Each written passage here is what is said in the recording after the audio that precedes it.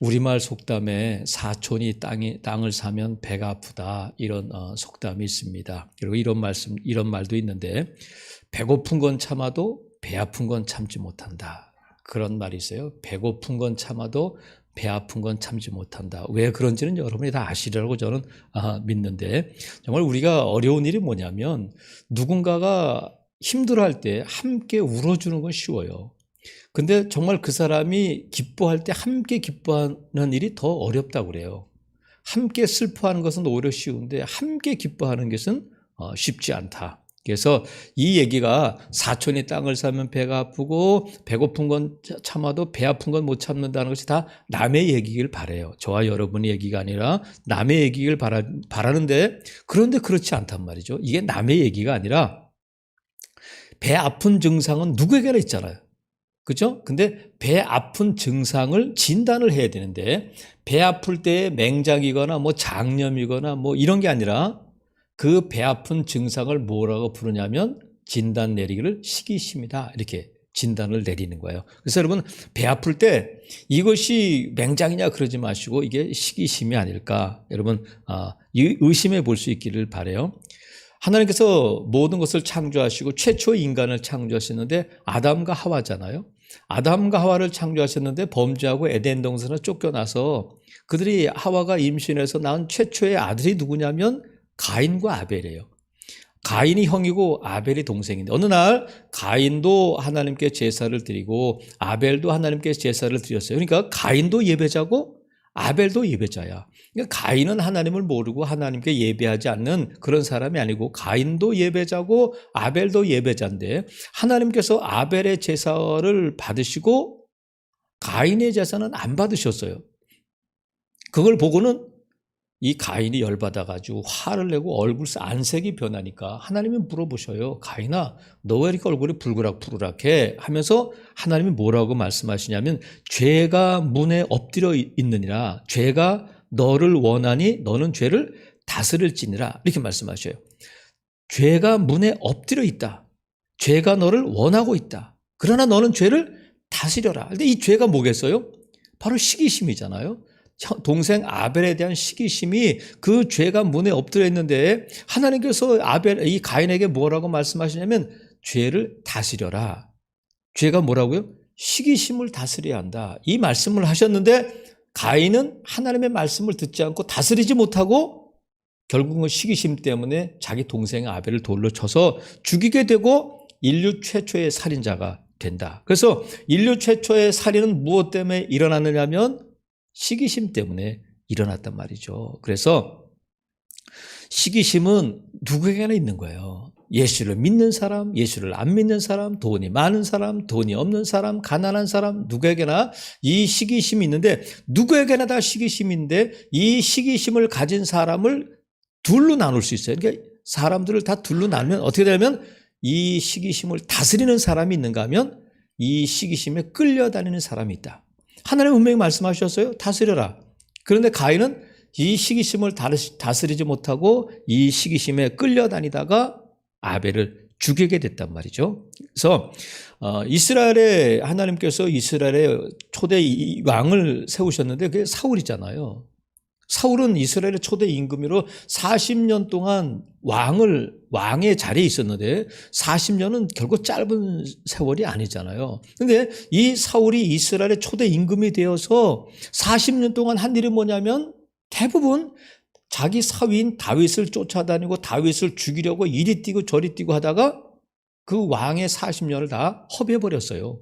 그러다가 결국 비참한 죽음을 맞게 되는데, 사울이 이 다윗을 죽이려고 했던 것은 뭐냐면, 골리앗과의 전투에서 돌아올 때에 여인들이 부르는 그 노랫소리 때문에 사울은 천천히요 다윗은 만만이다 하는 그 노랫소리를 듣고 그 안에 시기심이 생기고, 시기심이 생겼을 뿐만 아니라 그 시기심을 타고 뭐가 들어왔냐면 악한 영이 들어와서 이 시기심을 더 불타오르게 했단 말이죠.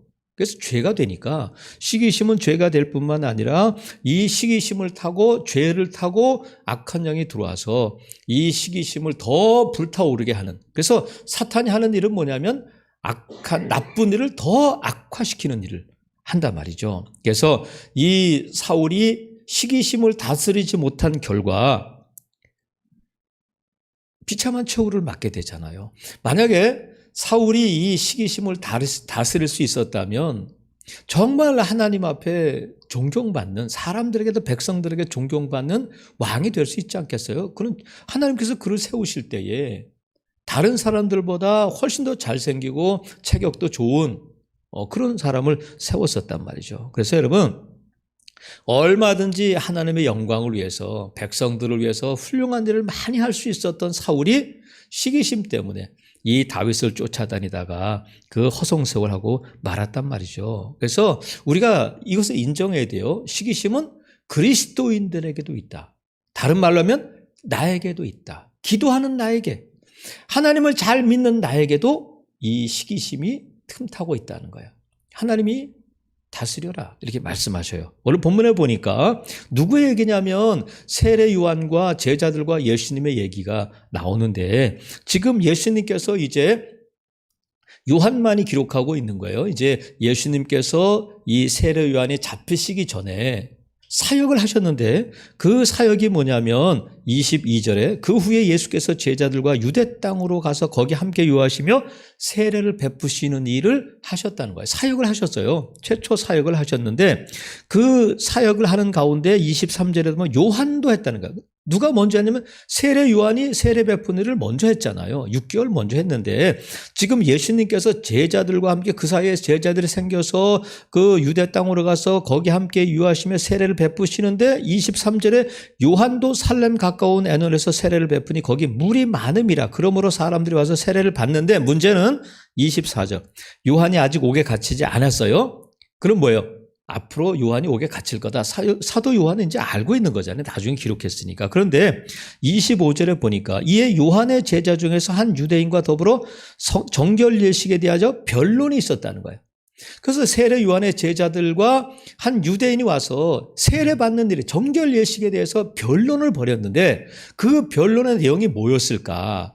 내용은 나와 있지 않지만 변론이 있었는데, 그 변론의 결과 어떤 일이 생겼느냐면 26절에 보니까 변론이 끝난 다음에 그들이 요한에게 가서 이르되 라삐여, 선생님과 함께 요단강 저편에 있더니 곧 선생님이 증언하시는 이가 세례를 베풀매 사람이 다 그에게로 갑니다.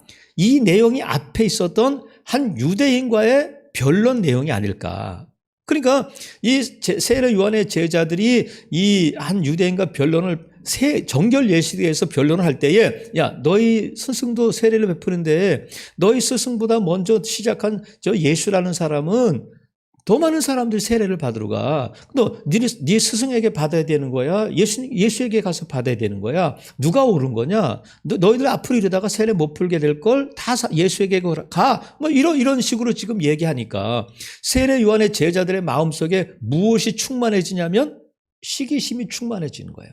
시기심이 충만해져 가지고 세례 요한에게 와서 이 말을 하는 거예요. 선생님, 라삐여, 선생님, 지금 선생님이 말씀하시던, 증언하시던 그 사람이 지금 세례를 베푸는데 사람들이 다 글로 간대요. 앞으로 우리가 어떻게 하면 좋아요? 지금 이 말을 하고 있는데, 그 말이 무엇으로부터 나온 거냐면 시기심으로부터 나오는 거잖아요. 시기심으로부터 나오는데, 이 당시 세례 요한은 유대인들로부터 가장 존경받을 뿐만 아니라 가장 위대한 의인 중에 한 사람으로 인정되는 사람이었어요. 지금으로 말하면 아주 사람들에게 인기가 많은, 헤롯 대왕도 어찌할 수 없을 정도의 그런 인기를 갖고 있는 사람이었단 말이죠. 그러면 그 인기 있는, 인정받고 있는 세례 요한의 제자들은 어떻겠어요? 그들도 마음속에 나는 세례 요한의 제자야. 사람들이 우리 스승님을 다 인정하셔. 그래서 어깨가 으쓱하고 지금 자신들이 최고라고 생각하고 있었는데, 어느 날 갑자기 예수라는 사람이 나타나서 지금 세례를 베푸니까 사람들이 다 글로 가니까 이제 자기가 따르던 스승님 세례 요한도 그렇고 자기들의 입장도 이제 형편없어질 처지가 돼버렸단 말이죠. 여러분, 세례 요한의 제자들에게도 이 시기심이 있었어요. 그러면 세례 요한의 제자들만 그랬을까? 아니잖아요. 예수님의 제자들, 12제자들 가운데도 이 시기심이 있어서, 예수님이 이제 십자가를 앞두고 내가 이제 예루살렘에 가서 장로들과 서기관들에게 고난을 받고 또 죽임을 당하고 부활할 것이다 말씀할 그런 심각한 자리에서 제자들이 뭘 했느냐면 누가 더 높은 자리를 차지할 것인가를 두고 다퉜다는 거예요. 그러니까 제자들 마음이 다 같은 거예요. 야고보와 요한뿐만 아니라 다른 제자들도 야고보의 요한의 어머니가 와서 예수님께 청탁하는 것을 듣고는 다 화를 내는 거예요. 왜? 자기들도 같은 마음이거든요. 자기보다 높아지면 안 된다는 거야. 그러니까 세례 요한의 제자들뿐만 아니라 예수님의 제자들 가운데서도 뭐가 있냐면 그 시기심이 그들 가운데 있었단 말이에요. 그래서 여러분, 시기심은 먼 데에 있는 게 아니야. 멀리 있는 사람에게 시기심을 느끼지는 않아요. 그러니까 아프리카에 있는 사람, 여러분이 그 경상도에 있는 누군가가 아니면 연예인이 누가 땅을 샀다고 해서 여러분 배 아프지 않잖아. 김태희가 뭐 100억짜리 건물을 샀다고 해서 여러분 밤잠 못 자고 식음을 전폐하고 끙끙거리지 않잖아요. 가까운 데 있는 사람. 가인은 누구냐면 동생 때문에. 사울은 자기 사위인 다윗 때문에. 우리나라 사람들은 사촌 때문에 배가 아픈 거예요.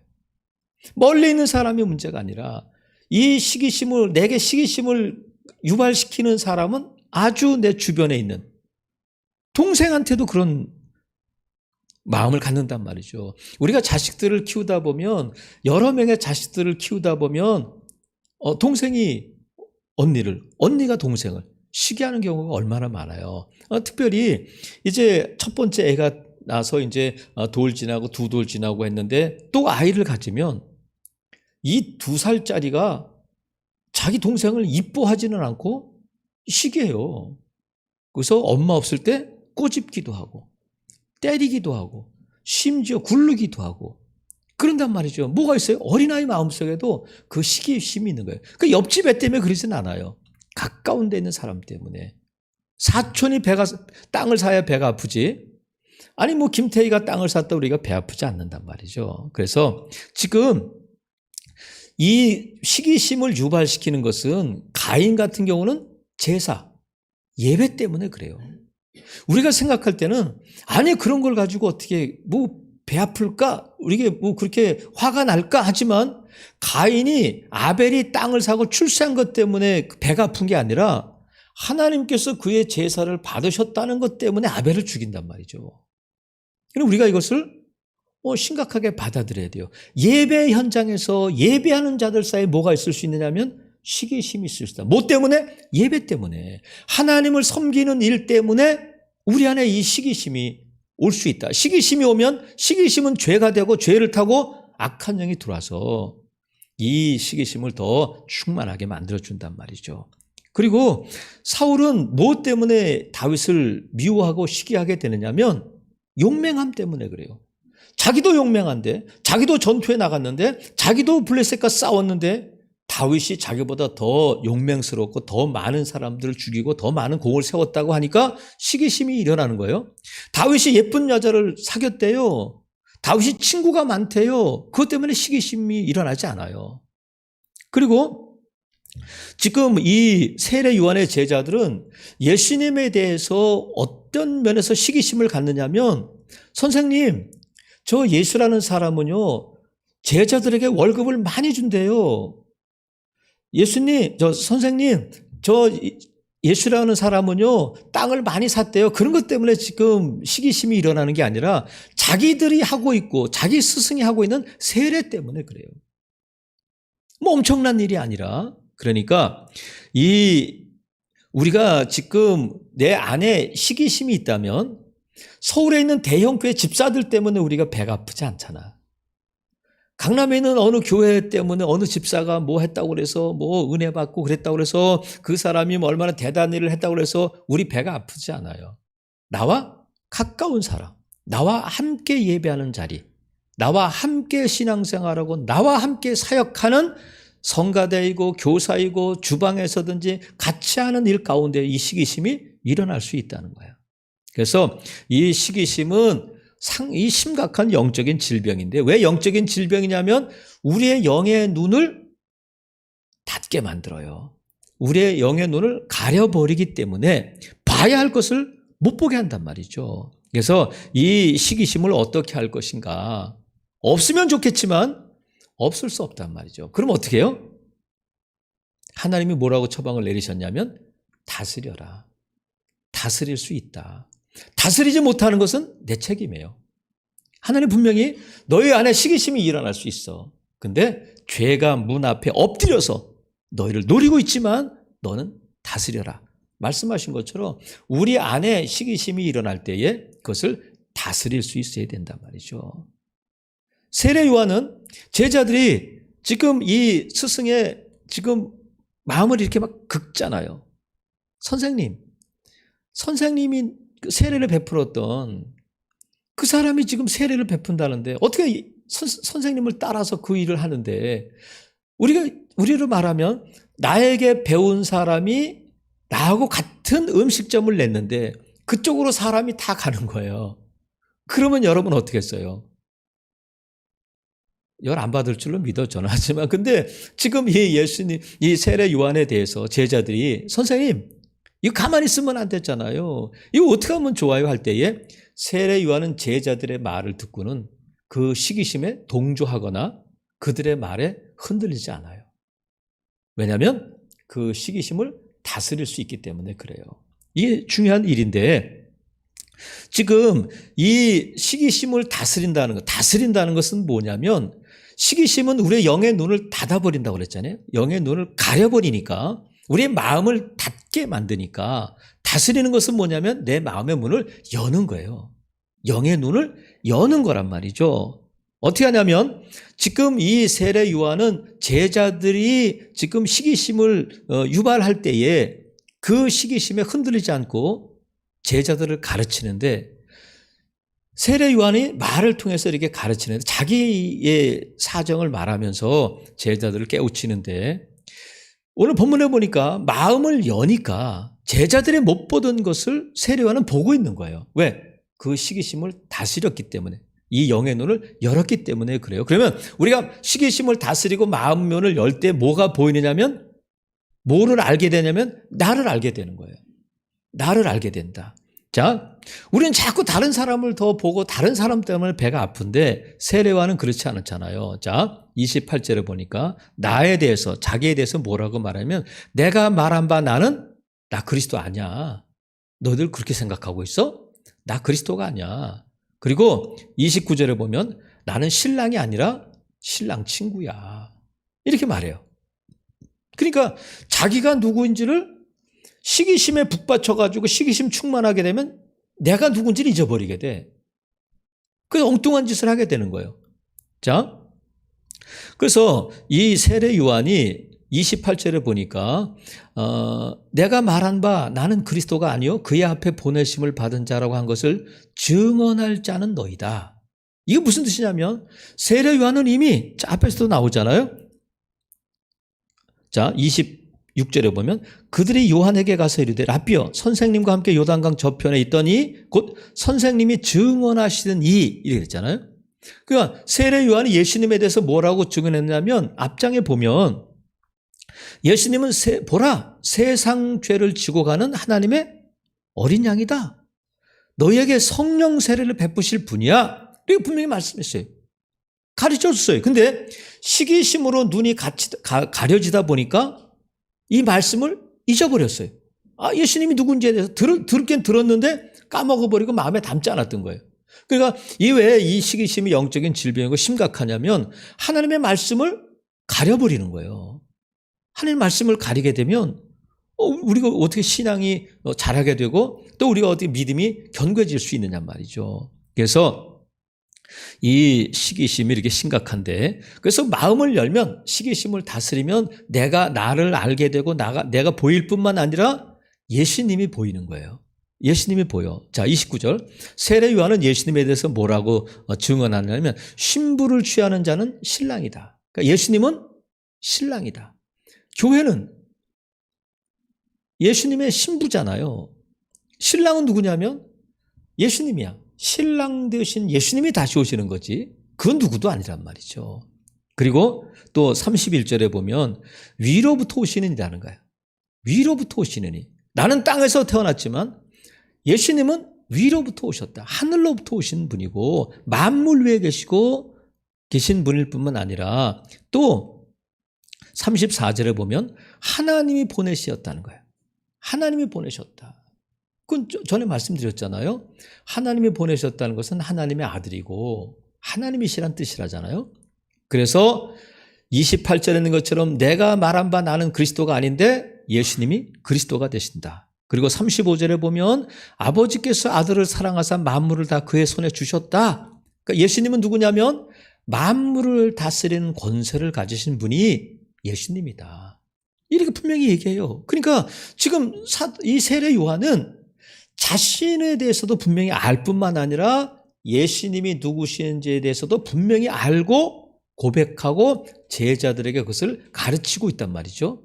더 분명한 것은 뭐냐면 예수님을 보아야 할 이유, 예수님을 바라보고 예수님에 대해서 우리가 눈이 가리지 말아야 될 더 결정적인 이유가 뭐냐면 36절이에요. 아들을 믿는 자에게는 영생이 있고 아들에게 순종하지 아니하는 자는 영생을 보지 못하고 도리어 하나님의 진노가 그 위에 머물러 있기 때문에 그래요. 예수님을 알지 못하면 영생을 얻지 못하는 거예요. 다른 거 건강을 잃을 수 있잖아요. 돈을 잃어버릴 수 있지만 우리가 절대 정말 잃어버리져서는 안 되는 것이 뭐냐면 영생이고 구원이에요. 저와 여러분이 이미 예수님을 믿고 영생을 얻었으니까 그것을 잃어버릴 일은 없겠지만 우리가 이 일에 대해서 지금 우리가 다 예수님을 믿는다고 하지만 예수님 말씀하신 알곡과 쭉쟁이가 같이 있다는 거예요. 양과 염소가 같이 있다는 거예요. 그리고 우리가 끊임없이 이 긴장하며 믿음 생활을 해 나가야 되는데 예수님이 아니고서는 그리스도가 아니고서는 우리에게 영생을 주실 분이 없다. 그러니까 예수님에 대해서 우리의 마음이 다치거나 눈이 다치는 일은 절대로 없어야 돼요. 근데 우리의 눈을 닫는 게 뭐냐면 시기심이 우리 안에 발동되게 되면 이 눈을 가리게 된단 말이죠. 그래서 세례 요한의 제자들은 세례 요한의 자기 스승에게 예수님에 대해서 분명히 증언을 받았음에도 불구하고 예수님에 대해서 지금 시기하잖아요. 모르잖아요. 그러면 세례 요한의 제자들의 마음이 이렇게 닫힌 것은 예수님을 알지 못하는 것은 못 들어서가 아니라 시기심이 그들의 눈을 가리고 마음의 문을 닫아서 그런데 이들이 심각한 건 뭐냐면 이 세례 요한의 제자들이 마음의 문을 열지 못하면 무엇을 얻지 못하냐면 영생을 못 얻는 거예요. 세례 요한을 죽을 때까지 따라다녀도 아무리 많은 사람들에게 세례를 베풀고 아무리 많은 사람들에게 세례 요한을 증언해도 그들은 영생을 못 얻는 거예요. 오직 예수 그리스도만을 통해서 오직 예수 그리스도만이 우리에게 구세주가 되시기 때문에 세례 요한의 제자들이 어떻게 됐는지는 알지 못하지만 세례 요한의 말을 듣고 저분을 믿어야 되겠구나 하고 마음문을 열고 예수님을 영접할 때에 비로소 그들은 영생을 얻는 거지. 세례 요한 따라다닌다고 세례 요한 믿고 세례 요한이 얻는 인기에 눈이 멀어서 예수님을 바라보지 못하면 그들은 영생을 얻지 못한단 말이죠. 그래서 저와 여러분이 그러면 어떻게 하면 이 마음의 문을 열 수 있을까? 어떻게 하면 이 시기심을 다스릴 수 있을까? 어떻게 하면 내 마음을 열고 나를 알게 되고 나를 보게 되고 예수님을 알고 예수님을 볼 수 있을까? 세례 요한이 한 줄로 요약해서 그 방법을 우리에게 말씀해 주고 있잖아요. 30절 같이 한번 읽어볼게요. 시작. 그는 흥하여야 하겠고 나는 쇠하여야 하리라. 이게 우리의 마음을 여는 거예요. 이게 우리의 마음을 여는 시기심을 다스릴 수 있는 처방이 된다. 그는 흥하여야 하겠고 나는 쇠하여야 하리라. 근데 우리 안에 왜 시기심이 드냐면 반대이기 때문에 나는 흥하여야 하겠고 그는 쇠하여야 하리라는 그 마음 때문에 우리 마음이 불편한 거예요. 남이 잘 되는 것을 같이 기뻐해주고 남이 좋아하는 것을 같이 좋아하고 할 수 있으면 좋은데 슬픔은 같이 할 수 있어요. 위로한다고 하면서 같이 슬퍼할 수 있고 눈물을 흘릴 수 있겠지만 기뻐하는 것을 같이 기뻐하니 더 힘들다고 말씀을 드렸잖아요. 그래서 왜 그는 흥하여야 하겠고 나는 쇠하여야 하리라 할 때에 이 높아지려고 하는 마음, 지금 우리가 사람들 앞에서 겸손한 사람들이 있어요. 사장님 앞에서. 아니면 다른 사람들 앞에서 겸손한 사람들이 있는데 우리 그리스도인들에게서 진정한 겸손은 어떤 거냐면 하나님 앞에서 예수 그리스도 앞에서의 겸손함이어야 돼요. 그게 뭐예요? 그는 흥하여야겠고 나는 쇠하여라. 왜냐하면 하나님이 선하시고 하나님이 주권을 갖고 계시고 하나님의 뜻을 이루어 가심을 믿는다면 그 사람이 높아진들, 내가 좀 낮아진들, 결국 하나님은 합력하여 선으리시고 나도 사랑하시고 그 사람도 사랑하시고 한다는 것을 우리가 믿는다면 함께 기뻐할 수 있어야 된다. 그래서 저와 여러분 안에 누군가 때문에 내 마음이 불편하고 누군가 때문에 내가 지금 밤잠을 설치고 한다면 내 영혼이 병들고 있는 건 아닐까. 무엇이? 시기심이 나를 병들게 한단 말이에요. 그런데 우리가 손가락이 아프거나 발이 삐거나 다치면 바로 통증이 있으니까 병원에 가잖아요. 그런데 우리가 이 영적인 병이 들면 사람들이 잘 못 깨달아. 우리의 싸움이 혈과 육에 속한 것이 아니고 악한 영들과의 싸움이라는 것을 빨리 캐치해야 되는데 이게 좀 늦단 말이죠. 그러다 보면 악한 영이 그것을 더 심각하게 더 부풀려가지고 더 나쁘게 만들어가기 때문에 암세포가 1기 때는 쉽지만 3기, 4기 말기로 가면 어려워지는 것처럼 우리가 다스릴 수 있을 때 다스려야 돼요. 그래서 사랑하시는 성도 여러분, 이 영적인 질병은, 이 시기심은 우리 안에서 영적인 건강을 빼앗아 가는데, 건강을 잃어버리면 무엇이 없어지냐면 기쁨이 없어져요. 분명히 하나님을 예배하고 내 신앙생활하고 새벽 기도하고 열심히 하는데 내 안에 평강이 없고 기쁨이 없다면 우리 안에 내가 지금 다스리지 못하고 있는 것이 있지 않은가 하고 내 자신을 돌아봐야 돼요.